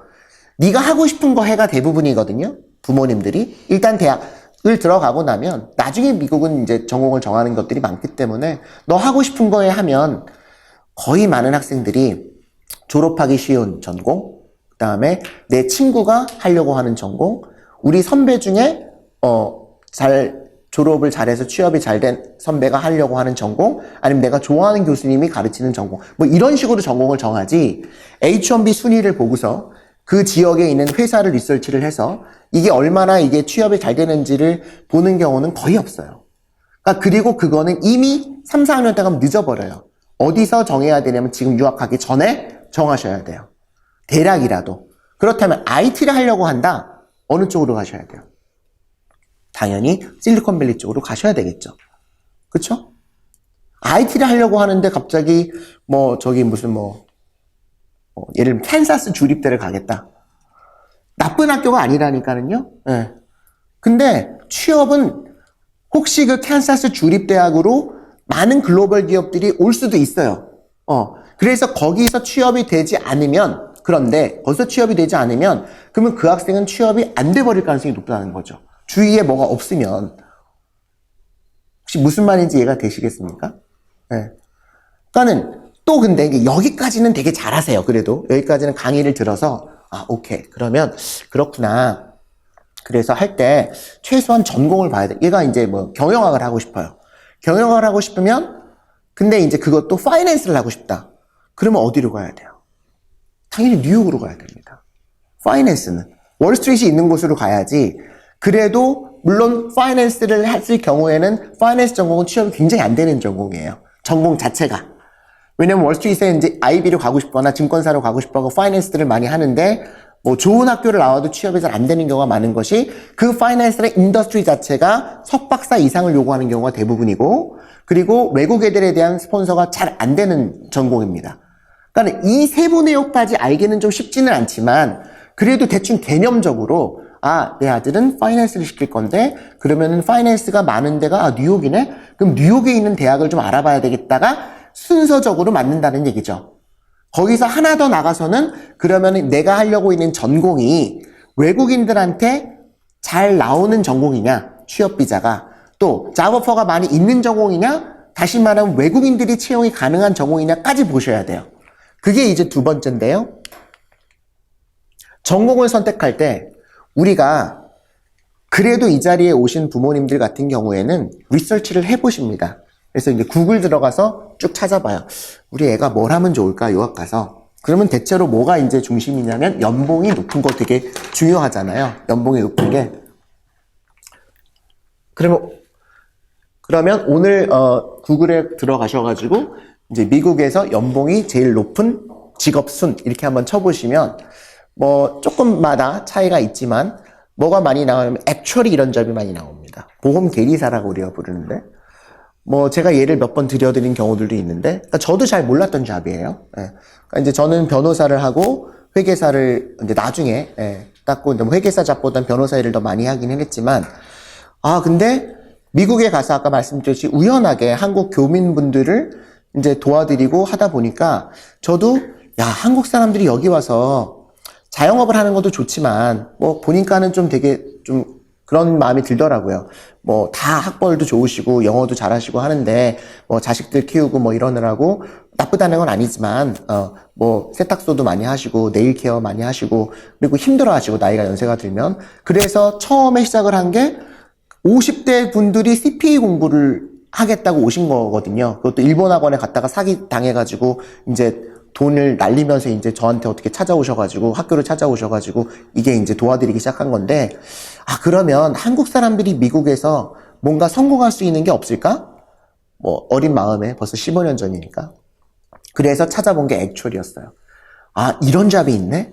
이거는 연봉 기반적으로 15만 불에서 20만 불이네? CPA는 5만에서 10만인데 거의 2배 이상 주는구나. 그런데 이거를 딱 찾아보니까 시험이 있더라고요. 미국은 아시겠지만 생각보다 시험이 별로 없어요. 우리나라는 공무원 9급, 7급 시험이 있으니까 막 열심히 공부하면 우리도 들어갈 수 있을 것 같은데 미국은 그 시험으로 뽑진 않습니다. 공무원도 아름아름으로 뽑아요. 심지어 국세청 직원도 이제 아름아름으로 뽑아요.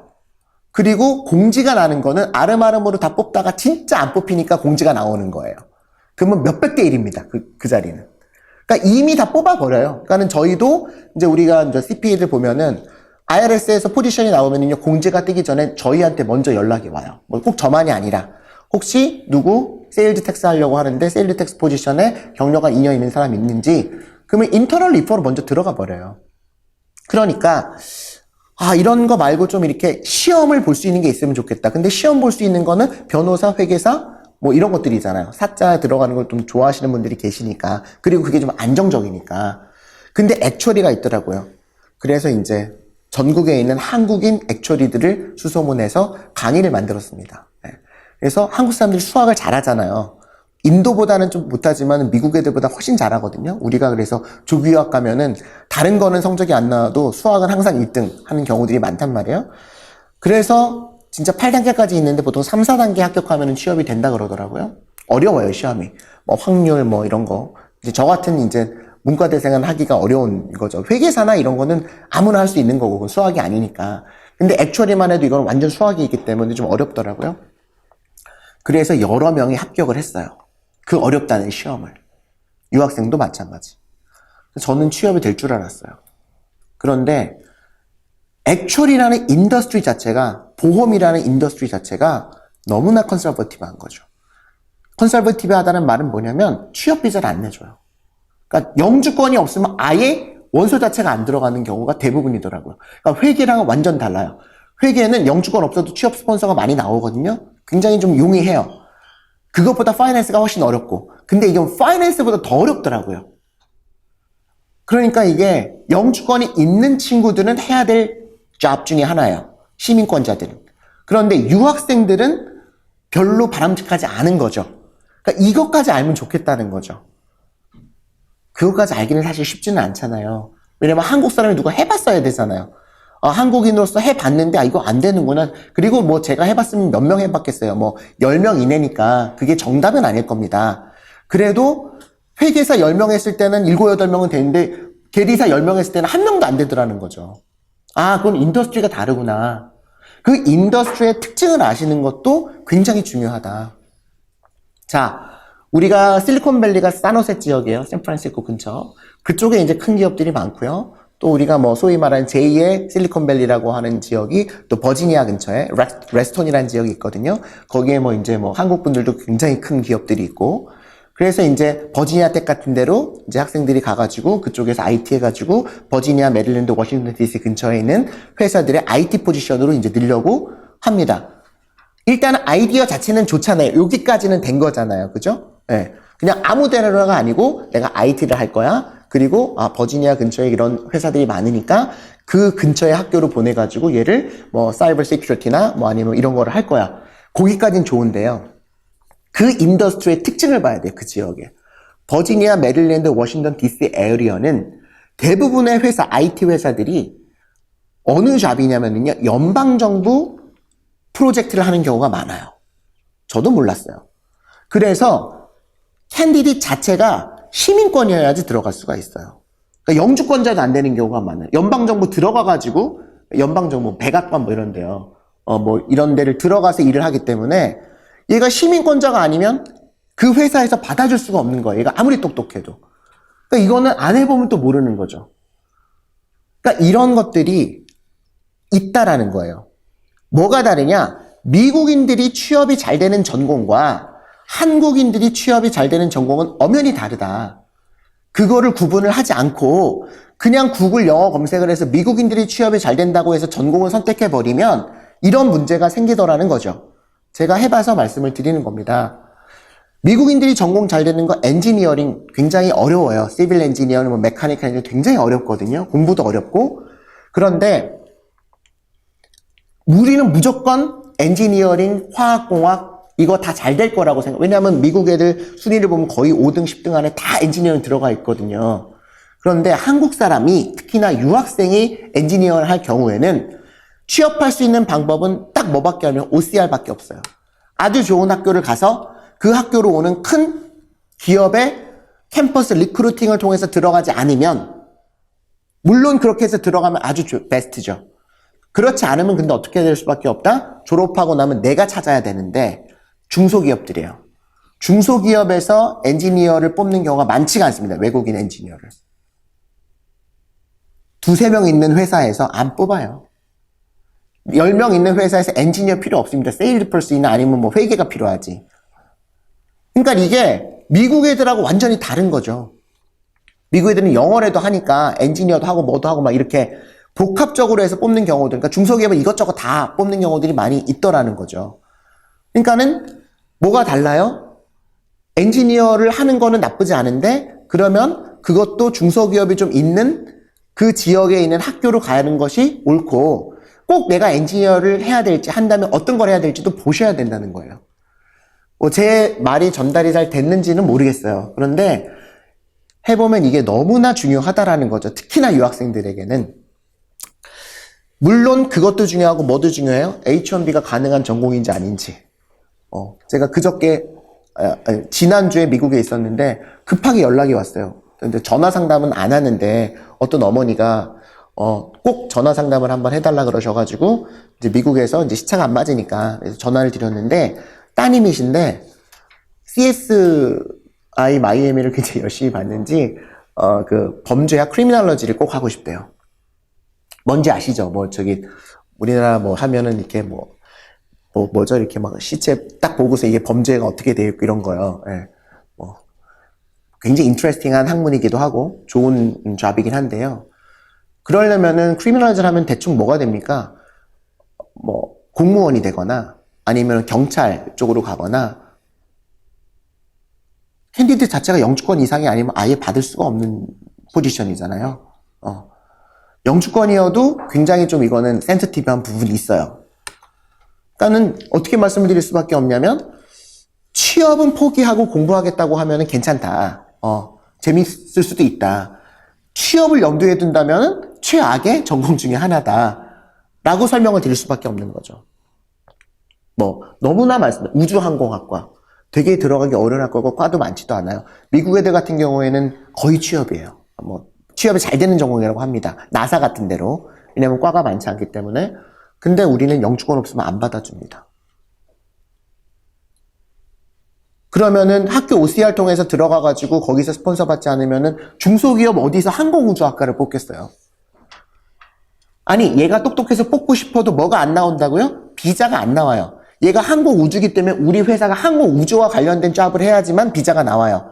얘가 워낙 똑똑하기 때문에 그냥 우리 회사는 영어도 잘하고 하니까 얘를 마케팅으로 뽑고 싶은데 마케팅 포지션은 얘는 항공우주를 했기 때문에 비자가 안 나와 버린다라는 거예요. 학생이 똑똑하더라도. 그러니까 이런 것들이 굉장히 이슈가 있다. 그래서 전공을 선택할 때 마지막으로 스템 전공인지도 한번 보자. 가능하면. 그죠? 아까 1년짜리가 좋다, 3년짜리가 좋다? 단답형으로 3년이다. 스템은 3년이다. 그러면 우리가 이제 얘를 정할 때, 전공을 정할 때 기왕이면 스템으로 하는 게 더 나을 거 아니에요. 무슨 돈이 더 들어가는 것도 아니니까. 그런데 내가 꼭 하고 싶은 전공인데 이건 스템이 아니야. 그렇지만 그래 너는 1년이지만 네가 꼭 하고 싶으니까 그거 한다. 그러나 이거와 유사한 전공이 스템에 이겨 있는데 너는 3년이 아니라 1년을 하겠다고 했으니까 그거에 대한 책임 네가 져. 라고 하고 하면 됩니다. 알고 하면 돼요. 그런데 대체로 다 모르고 합니다. 그냥. 그리고 나중에 저 전공은 3년짜리인데 거의 비슷한데 내가 왜 1년짜리를 했지? 바꿀 수 없어요. 전공을. 그리고 내가 이미 정해진 학교에 스템 3년 전공이 없는 경우가 엄청 많습니다. 유학원에서 추천해준 학교에 나중에 하려고 봤더니 스템 전공이 없어요. 내가 하려고 하는 분야에. 그럼 그때 가서 학교를 바꿉니까? 못 바꿔요. 물론 바꿀 수 있습니다. 편입을 할 수가 있는데 정말 쓸데없는 많은 시간과 돈과 비용이 들어가게 될 수밖에 없는 거죠. 그래서 이런 내용들을 전공을 선택할 때 전략이 필요하다. 그리고 전공을 선택할 때 아까도 말씀을 드리지만 이런 부분들도 봐야 되지만 지역을 봐야 되고 그 지역을 정한 다음에 그 다음에 학교를 정하는 것이 어쩌면 더 맞는 순서이다 라고 설명을 드립니다. 자, 마지막으로 취업입니다. 자, 여기까지는 지금 앞에 말씀드린 두 가지는 유학 전에 결정돼야 될 거예요. 맞죠? 네. 유학 전에 학교를 선택할 때 결정을 해야 될 겁니다. 그러니까 이게 얼마나 중요합니까? 그리고 나서 유학을 간 다음에는 유학 갈 때도 루트를 정하셔야 돼요. 물론 이거의 예산도 봐야 되고 패스웨이로 갈 거냐 아니면 커뮤니티 칼리지로 가서 갈 거냐. 자, 커뮤니티 칼리지 2년, 전문대 2년을 다니고 내가 4년제로 편입을 하겠다. 어떻게 보면 그게 비용이 가장 조금 듭니다. 그리고 한국보다는 미국이 편입이 훨씬 더 용이하기 때문에 그런데 단점도 있죠. 편입이 안 될 수도 있잖아요. 아이가 공부를 열심히 안 해가지고 학점이 안 좋거나 그러면 편입이 안 될 수도 있습니다. 그러니까는 공부하기 싫다는 학생을 막 억지로 끌어다가 너 커뮤니티 칼리지 가갖고 공부해가지고 4년제로 편입해야 돼? 이거는 사실은 바람직하진 않아요. 더구나 만약에 이제 부모님들이 원하는 뭐 캘리포니아 쪽에는 뭐 UCLA, UC 버클리 이런 학교를 편입을 하려면 웬만한 커뮤니티 칼리지에서 진짜 뭐 전교 뭐 10등 안에 들어야 돼요. 뭐 5등 안에 들어야 돼요. 다 들어갈 수 있는 게 아니니까. 그러니까 과연 그 정도 준비가 되어 있는 아이인지 아니면 뭐 아닌지 또 고민을 해보셔야 되는 거죠. 그래서 루트가 중요합니다. 네, 루트가 중요해요. 자, 이것도 이제 정하셔야 될 겁니다. 이제 응용 문제요. 내 아이가 예를 들면은 그냥 우리가 편하게 회계사가 되고 싶어요. CP가 되고 싶어요. 그래서 나중에 CPA를 한 다음에 좀 일을 하다가 로스쿨까지 해서 뭐 이런 뭐 글로벌 기업에서 회계와 뭐 이런 뭐 세법 이런 걸 다 하는 뭐 멀티플레이어가 되고 싶다. 자, 그런데 우리 집에 그렇게 돈은 많지 않고 아이가 지금 영어를 잘하진 않고 그래서 어느 루트를 가야 될까? 그러면 자, 일단 쉽게 우리는 어디를 생각할 수가 있습니까? 대도시 LA, 그죠? 뉴욕 이렇게 생각해 볼 수가 있겠죠. 예. 그럼 LA와 뉴욕, 샌프란시스코 뭐 이 정도일 거예요. 예.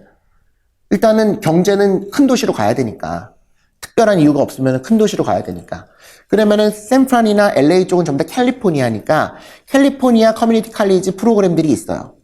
그래서 그 프로그램을 통해 가지고 예를 들면 나의 목표는 UCLA 경제학과다. 이게 미리 잡혀야 돼요.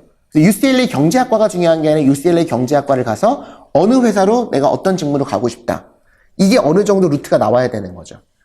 그런데 예를 들면 학생이 나는 미국의 빅4 있는 빅4 제일 큰 회계법인 4군데 중에 한 군데를 가고 싶어 엄마. 뭐 물론 학생이 모르겠지만 아빠랑 얘기를 해서 얘를 이렇게 키우면 좋겠다. 그러면 고민을 해보셔야 돼요. 뉴욕으로 갈 거냐 LA로 갈 거냐. 일장일단이 있습니다. 그 일장일단에서 고민을 해보셔야 돼요. 예. 뉴욕으로 갈 거면 시티 칼리지를 가야 됩니다. 뭐 버룩이라는 학교나 뭐 이런 학교를 가는 게 좋아요. 그러면 처음부터 커뮤니티 칼리지를 라구아디아나 이런 데로 가셔야 돼요. 그러니까는 루트가 달라지는 거죠. 예. 루트가 무조건 커뮤니티 칼리지를 서부에 가가지고 다시 동부로 오려고 하면 복잡해지잖아요. 근데 내가 처음서부터 빅4를 가겠다라고, 물론 LA 쪽에도 빅4가 있긴 하지만, 그러나 더 크게 많이 자비를 잡을 수 있는 거는 뉴욕에는 이렇게 많은 대학들이 있지 않습니다. 회계학과가 딱 그 학교가 제일 좋은 학교 중에 하나니까 그쪽으로 가는 거를 루트를 해서 내가 오히려 PwC를 가는 거를 목표로 잡는 게 훨씬 더 용이할 수 있어요. 그러니까 이게 뭐 100% 와닿는지는 잘 모르시겠는데 그런 전략들이 필요하다라는 거죠. 그게 취업의 루트가 사전 결정이 돼야 된다는 겁니다. 사전에. 그리고 나서 군대, 특히나 아들 계신 분들은 이제 군대를 보낼 거냐 말 거냐도 고민을 하시는 분들이 계시는 것 같고, 보내면 언제 가는 게 제일 좋을까요? 말씀을 하시는데, 자, 질문이요. 군대는 언제 가는 게 좋을까요? 에? 편입해놓고? 또 다른 질문, 다른 생각 있으신 분? 중요하네요. 자, 우리가 취업이 언제 결정이 된다 그랬죠? 3학년 1학기 때. 물론 이게 정답은 아닙니다. 그런데 그냥 약간 저는 주입식 교육을 좋아하니까. 3학년 1학기 때 캠퍼스 리크루팅을 통해서 많은 부분 결정이 되니까 글로벌 기업을 가기 위해서, 그러니까 우리가 큰 좋은 기업을 가기 위해서 3학년 1학기가 너무 중요한 거예요. 3학년 1학기가. 네. 그러면 3학년 1학기 때 이 학생을 평가할 때 뭐를 보고 평가할까요? 레주메 보고 평가할 거 아니에요? 학점이나 뭐 이런 레주메 보고 평가할 거 아닙니까? 그러면 그 레주메에 뭐가 있어야 돼요?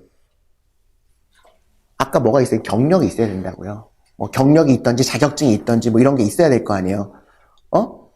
아니 아무것도 없는데 얘를 뽑아주겠어요? 갑자기? 그러니까 미국 아이들은 고등학교 때부터도 많이 일을 하잖아요. 뭐 미국 조기 유학하시는 분들은 그래서 뭐 아프리카도 보내고 뭐 얘 바이올린도 시키고 그런 멀티하게 여러 가지 포트폴리오를 잘 구성을 하는 것. 공부만 잘하는 거 별로 좋아하지 않고 리더십도 있고 봉사도 하고 다른 일도 해보고 이런 아이들을 뽑는 거를 미국은 안다. 뭐 상식이잖아요. 그런데 회사에서도 마찬가지예요. 회사에서도 4.0 많은 학생을 좋아하는 것이 아니라 물론 학점도 중요하지만 얘가 얼마나 어떤 경험을 했는지. 근데 그 경험은 그러면 유학생은 언제 할 수 있습니까? 1학년 여름방학, 2학년 여름방학 2번밖에 못 하잖아요. 물론 뭐 주말에 좀 할 수도 있겠지만. 자, 편입을 했어요. 편입을 하면 2학년 때까지 열심히 공부를 하고 딱 3학년 1학기 때, 뭐 예를 들면 예를 들면 푸티 커뮤니티 칼리지에서 열심히 2학년을 다녀가지고 전교 1등을 해서 UC 버클리로 편입을 딱 했습니다. 만세죠. 전교 1등을 해서 4.0으로 UC 버클리 갔으니까. 근데 얘 취업은 언제 결정이 돼요? 편입하자마자 딱 고해에 결정이 됩니다. 고해에 결정이 돼요. 근데 대부분 준비가 안 되어 있어요. 공부만 열심히 해서 편입하는 게 얘 인생의 목표였던 거죠. 그러면 얘는 학교를 가긴 갔지만, 좋은 학교를 갔지만 취업을 하기는 거의 어려워요. 이런 학생들이 너무 많아요. 제 후배들이기 때문에. 특히나 이제 제가 그리고 저희 샌프란시스코에 총괄하시는 선생님도 다 UC 버클리에 계시고 그래서 그 학교 출신들을 많이, 저희 직원들도 여러 명 있는데 너무나 안타깝죠. 얼마나 열심히 해갖고 CC에서 잘 갔는데 준비 하나도 안 되고 결국 졸업을 하고 취업이 안 되는 거예요. 자, 취업을 하려면 그러면 미국에서 졸업할 때까지 기간이 많이 남아있는 게 좋을까요? 조금 남아있는 게 좋을까요? 미국 취업을 하려면. 당연히 많이 남아있는 게 좋겠죠. 네. 그래야 뭔가 많이 시켜가지고 얘를 돌릴 수가 있잖아요. 그러면 1학년 때 가는 게 좋을까요? 2학년 끝나고 가는 게 좋을까요? 3학년 끝나고 가는 게 좋을까요? 군대를. 1학년 끝나고 가는 게 저는 제일 좋다고 봐요. 네. 유학을 가기 전에 가는 거는 조금 반대입니다. 저는 개인적으로.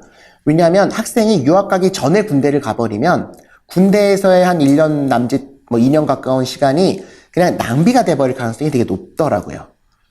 얘는 아직 유학을 해본 경험도 없기 때문에. 그런데 미국에서 한 학기든 2학기 정도를 다니면 미국을 좀 감을 잡았잖아요.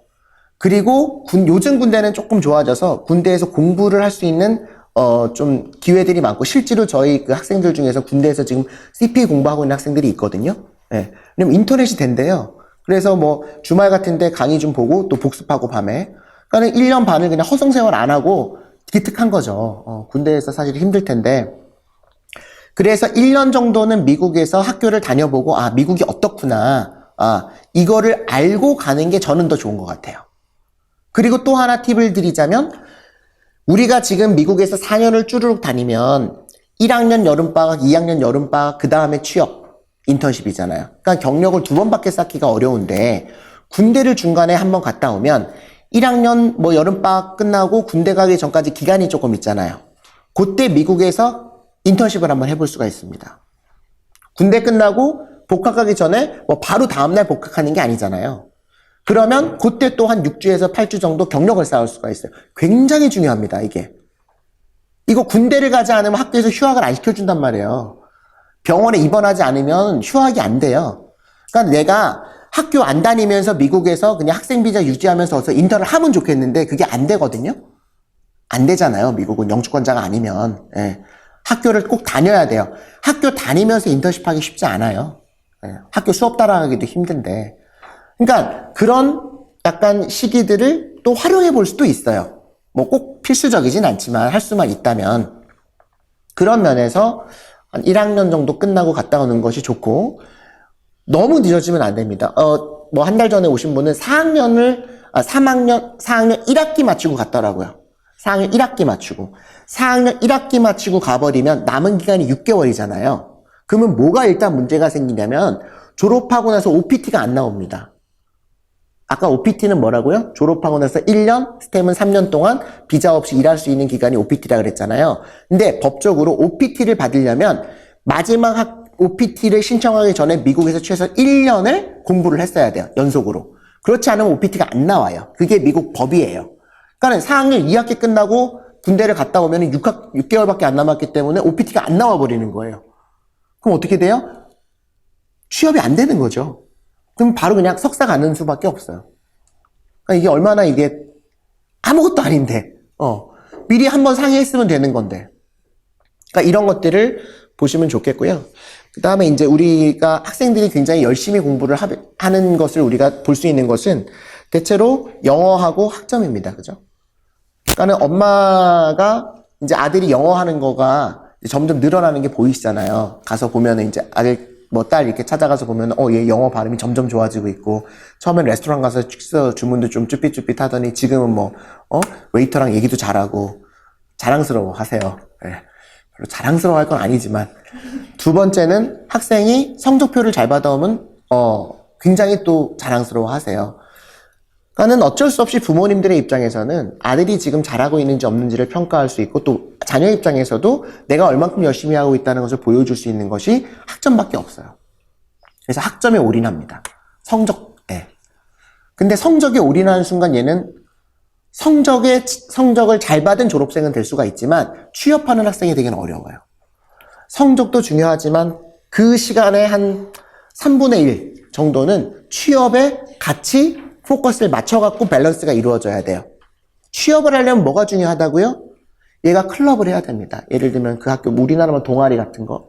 동아리도 예를 들면 코리안 어소시에이션 이런 걸 하시면 안 되고, 한국 애들끼리 모여서 하는 것보다는 미국 애들이 하는, 또 전공과 관련이 되어져 있는 이런 클럽에 가서 미국 애들하고 민글이 돼야 돼요. 어렵지만. 그리고 주말 같은 때 뭐 도서관 같은 데서 봉사활동 하는 거 좋습니다. 뭐 책 정리하고 뭐 누구 소개해주고, 교수님들 또는 멘토들하고 자꾸 만나는 거 좋아요. 그리고 겨울방학이라도 한 4주 정도 어디 가서 volunteer work 같은 거 좋습니다. 여름방학 무조건 한국으로 오면 안 되겠죠. 여름방학에 한국으로 왔다라는 것은 취업을 안 하겠다라고 하는 것과 마찬가지라고 저는 감히 얘기합니다. 취업을 안 하겠다는 거예요. 여름방학 때 계절학기 듣겠다? 기특은 하지만 취업 안 하겠다는 겁니다. 여름방학 때 내가 미국에서 식당에 알바 가지고 한 6,000불 벌었다? 혼내야 될 얘기죠.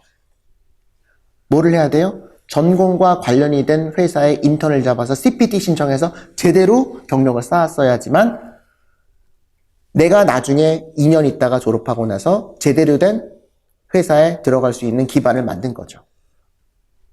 그게 사실 아무것도 아닌 것 같지만 부모님들이 유학을 보내기 전서부터 학점이나 영어가 전부가 아니다. 우리의 목표가 만약에 취업이라면 취업을 위해서는 이러이런 것들이 지금 중요하다고 하니까 이런 것들을 자꾸 생각을 해라. 라고 학점이 조금 떨어지더라도 내가 어디 가서 발론티어 이런 거 했어. 그럼 칭찬을 해줘야 되는 거죠. 그게 훨씬 중요합니다. 물론 학점이 막 2점대 나오면 그건 안 돼요. 2점대는 이력서에 올릴 수가 없습니다. 그러니까 3점대는 나와야 돼요. 그런데 3.8이나 3.5나 비슷합니다. 실제로 해보면. 자, 그 다음에 이제 뭐, 나머지는 이제 취업 실질적인 준비죠. 뭐, 이력서, 레주메 잘 만들고, 인터뷰할 때 뭐, 제 강의 중에 이런 것들 많이 있으니까 한번 찾아서 보시면 도움이 되실 거예요. 미국식 인터뷰란 어떤 것인지, 한국 학생들이 뭐를 맨날 실수를 하는지, 너무 착해가지고, 너무 실수를 많이 하죠. 근데 그런 거는 사실 어떻게 하면 돼요? 가르치면 되는 거죠. 인터뷰 시켜보고 이거는 잘못됐으니까 이건 고치고 그건 나중에 시간을 들여서 고쳐주면 되는 것들인데 제가 할 수 없고 아무도 나중에 부모님들이 할 수 없는 거는 입학할 때 지역 선택이나 학교 선택이나 전공 선택이 잘못되는 것은 고치기가 너무 어렵다라는 거죠. 그래서 오늘 세미나를 하는 이유라고 생각을 해도 될 것 같습니다. 뭐 이 이외에도 말씀드릴 것들이 많이 있긴 하고 또 1학년 때 뭐를 하고 2학년 때 뭐를 하고 해야 될 것들도 많이 있지만 뭐 이것을 오늘 다 말씀드릴 수는 없고요. 결론적으로 말씀을 드리면 자, F1을 통해서 우리가 유학을 보낼 때 이런 것들이 지금 중요합니다. 그렇죠? 취업을 하려고 한다면 예산을 세워서 내가 어떻게 유학을 보낼지, 뭐 패스웨이로 갈지, 아니면 뭐 커뮤니티 칼리지를 가서 트랜스퍼를 시킬지, 아니면 뭐 어학연수를 먼저 한번 보내볼지, 뭐 등등 루트를 결정을 해야 될 거고, 그 다음에 밑에 있는 세 가지, 이 학생이 뭐를 할지를 봐서 전공과 지역과 학교를 선택을 합니다.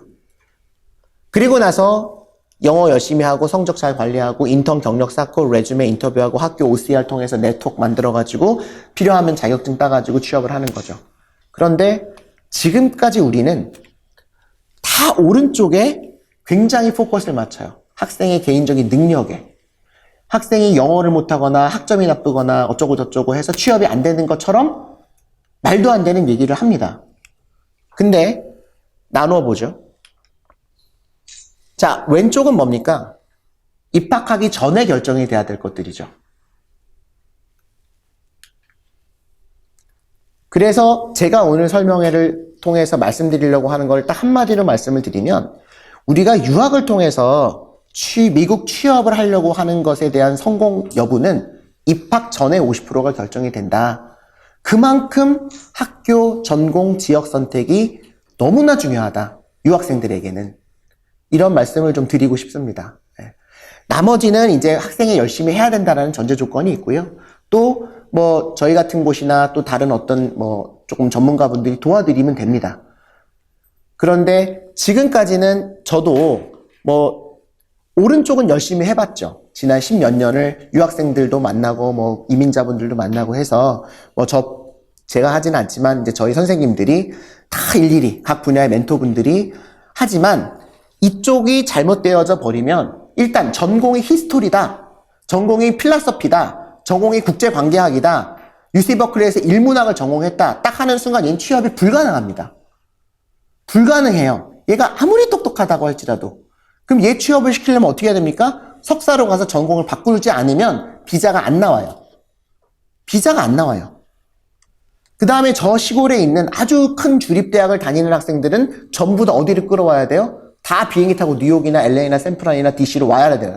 와야 돼요. 그래야 그나마라도 취업이 될 수가 있는 가능성이 있는 거죠. 뭐를 못했으면, 학교 OCR을 안 했으면, 학교에 3학년 때 제대로 취업이 안 됐으면. 근데 3학년 때 취업을 하는 경우가 점점 어려워지는 거죠. 왜? 당연하죠. 예전에는요, 명문대를 가면 좋은 회사에서 와서 유학생이건 뭐 영주권자건 시민권자건 가리지 않고 그냥 뽑아줬어요. 내가 워튼을 갔다. 물론 이제 워튼 스쿨을 가면은 뭐 지금도 취업은 잘 됩니다. 뭐 MBA를 뭐 제일 좋은 미국에서 1등이니까. 근데 지금은 워튼 MBA를 가는데도 미국의 기업에서 안 뽑으려고 그러는 경우가 되게 많아요. 이유는 딱 한 가지입니다. H1이 추첨이니까 그래요. 얘가 영주권자만 아무 문제가 없어요. 그런 경우에. 근데 얘를 뽑았는데 추첨해서 떨어지면 미국 회사는 어떨까요? 얘를 1년 동안 잘 가르쳤어요. 연봉 뭐 한 10만 불 줘가면서 6개월, 7개월 잘 가르쳐서 H1을 딱 넣었는데 뺑뺑이 추첨해서 떨어지면은 6, 7개월 얘를 가르친 게 전부 다 헛소구가 되는 거잖아요. 돈 주면서 어떻게 일을 시켰는데, 가르쳐 놨는데. 자, 그런데 그 애를 뽑기 위해서는 뭐를 해야 돼요? 3학년 때 좋은 학교 가가지고 얘를 인턴을 먼저 시키는 거잖아요. 미국에서의 인턴은 뭐라고요? 정규 취업의 발판이란 말이에요. 그러니까 얘를 3개월 무슨 허드렛 일을 시키려고 인턴을 시키는 게 아니라 얘의 3개월을 통해서 나중에 정규 취업을 시키기 위해서 인턴을 뽑는 거란 말이죠. 그런데 나중에 정규 취업을 얘를 시켜봤자 H1으로 떨어질 것 같으니까 아예 요즘은 많은 글로벌 기업들에서 좋은 학교로 가서 캠퍼스 OCR을 들어가는데 어떤 노테이션을 달면은 인터내셔널 스튜던트는 어플라이 하지 말으라고 해요. 왜? 네가 어플라이해서 내가 뽑아갖고 인턴을 해갖고 풀타임 오퍼를 줘도 나중에 너 H1 떨어져 버릴 수가 있기 때문에 우리는 그런 헛수고를 하고 싶지 않다라고 하는 게 깔려 있는 거죠. 물론 이게 약간 공식적으로 하면은 디스크리미네이션 뭐에 걸릴 수가 있기 때문에 약간 돌려가지고 진행을 합니다. 그래서 너무나 과거와 달라진 것 중에 하나가 예전에 명문대 가서 좋은 전공하면 다 취업이 됐다라고 생각을 했었던 시대가 있었습니다. 근데 지금은 좋은 학교, 심지어 대학원도 좋은 대학원을 갔음에도 불구하고 취업 비자 때문에 좋은 회사에서 아예 안 뽑아버리는 경우가 너무나 많은 거죠. 그게 참 어려워요. 그러니까는 예전에는 그렇게 큰 주립대학을 가면 그 주립대학 근처에 큰 회사에서 와서 좋은 학교니까, 그 지역에서는 제일 좋은 학교니까 큰 회사에서 뽑아갔단 말이에요. 그러면 처음에는 시골에 시작하지만 나중에 뭐 리로케이션 해가지고 뉴욕으로도 그 같은 회사로 옮길 수도 있고 아무 문제가 없었단 말이죠. 근데 심지어 지방에 있는 큰 회사일수록 굉장히 이런 펄러시가 스트릭트해졌어요. H1B에 대해서 해보니까 자꾸만 안 되니까. 심지어 이게 요즘은 한국 기업들도 그래서 안 뽑습니다, 유학생들을. 저희가 이제 저희가 많이 하고 있었던 한국에서 제일 큰 은행들, 뉴욕 지점, LA 지점, 예전에는 유학생들을 일부러라도 뽑아줬어요. 한국 사람들도 뽑아야 되니까. 아예 안 뽑습니다. 왜냐면 OPT 때 4명을 뽑았는데 3명의 H1이 탈락이 돼버리는 경우들이 생긴 거예요. 그럼 얘를 1년 내내 가르쳐 놨는데, 얘가 3, 4년 차 때 제대로 일을 하지 1년 차 때는 뭘 모르잖아요. 그러면 1년 내내 가르쳐 놨는데 갑자기 회사에서 스폰서 다 해줘가지고 비용 다 돼가지고 얘를 H1 넣었는데 떨어져 버리니까, 이거는 아닌 것 같다. 그래서 한국 기업들조차도 영주권자들만 뽑겠다라고 하는 경우가 이제 너무나 많아져 버린 거죠. 그래서 이런 어려움이 있다. 그러면 가능하면 이런 리스크를 줄이기 위해서는 저는 대학 선택을 대도시 쪽으로 하는 게 그래도 용이하다. 큰 도시들에는 조그만 회사들이 굉장히 많습니다. 그래서 취업 비자 스폰서가 나오는 회사들이 상대적으로 많은 거죠. 그래서 내 전공에 맞춰가지고 그 전공과 맞는 지역에 중소기업들이 많이 포진이 되어 있는 지역 선택을 하고 거기에서 그래도 제일 좋은 대학으로 내가 입학을 하는 것을 목표로 하면 좋겠다. 라는 것이 이제 오늘 세미나에 어떻게 보면은 핵심이라고 생각하시면 좋을 것 같습니다.